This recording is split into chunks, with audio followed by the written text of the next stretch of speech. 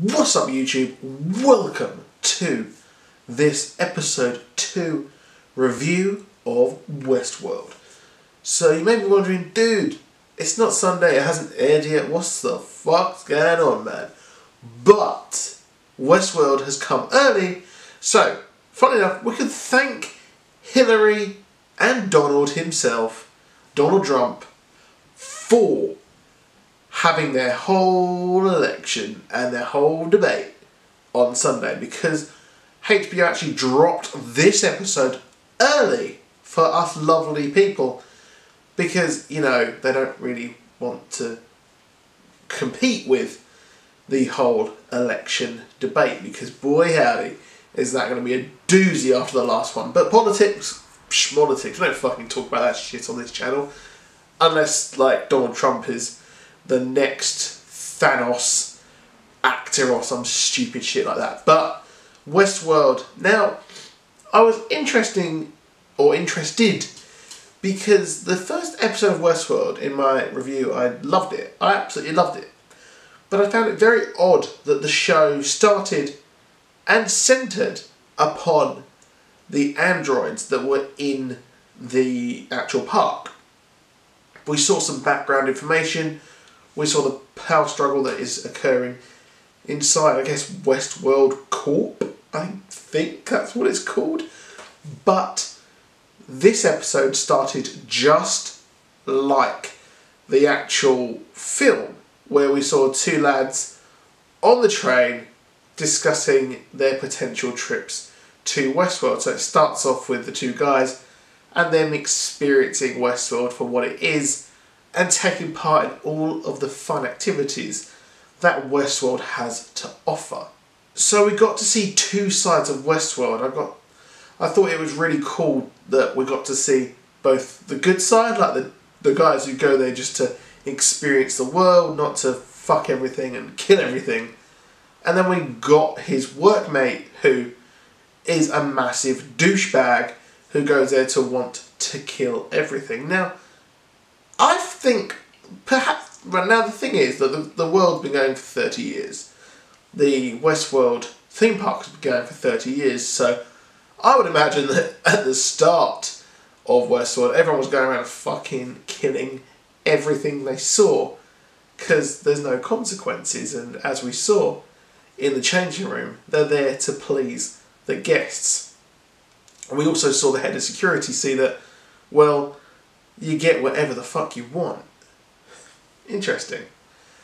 So it was cool seeing that, but it seems like the biggest story is the changes in the androids and the whole corporation story that is going on behind the scenes outside of the park.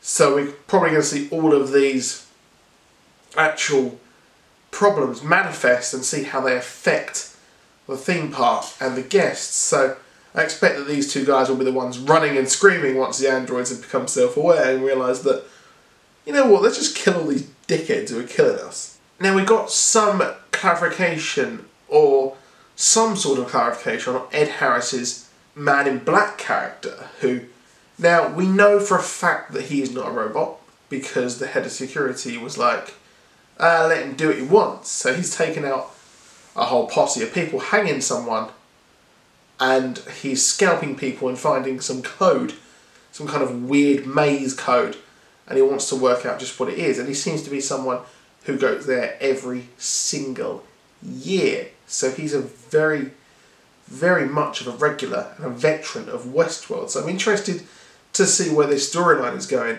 So we kind of have multiple storylines running concurrently. We've got the Man in Black, we have got the two guests who have turned up, we've got Dolores and her weird infection where she seems like she's got a virus and infected everyone else, and we also have the head of storylines trying to take over from Anthony Hopkins' benevolent owner character as well.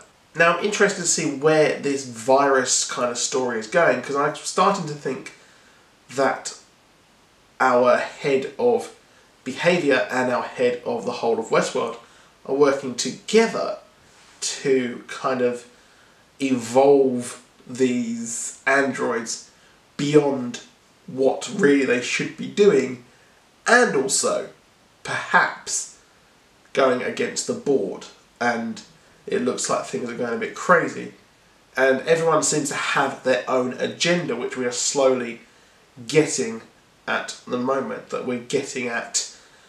And I think that over the course of the story, it's pretty cool that we're getting these multiple storylines which don't seem to be boring, they don't seem to be uninteresting. It's very much like Game of Thrones, where we have multiple story arcs set in different sections of the world, and it's very much like this. And another thing that I thought was interesting about this is the fact that the world expands beyond this initial kind of strip. So you've got your opening area of Westworld, and it moves along. You can join the Civil War. Well, it doesn't look like the Civil War, sorry. It does look more like the Wild West, where people were, or the government was paying per scalp for people, for Native Americans. And it seems like they're going in for a very cheesy storyline, which Anthony Hopkins doesn't want whatsoever. But we saw a kind of Mexico area with Ed Harris's character there as he investigated and trying to find this mystical maze. So it looks like Westworld goes incredibly far out, incredibly varied terrain and areas. So I expect that while the fact that it could be limited, I was worried that the show would be very limited to an area, but it is not. It can spread and spread and spread, and obviously these androids have their own stories as well. As we saw Tandy Newton's character, I think it's Tandy Newton, I was like, is that Jada Pinkett Smith? But I was like, no, it's Tandy Newton. But she is she's a defective unit, and we can see this spread from Dolores go very, very far, and I think that there's been a lot of sabotage here as well. But I did enjoy this episode, and it is really worth watching. This is a fantastic series, and if you're at the ground level here, you can be one of the people who said, I watched that before, it's cool. So please do drop a like, please do subscribe, comment below with your favourite part of this episode, and please do share with your friends. I'll see you soon. Goodbye.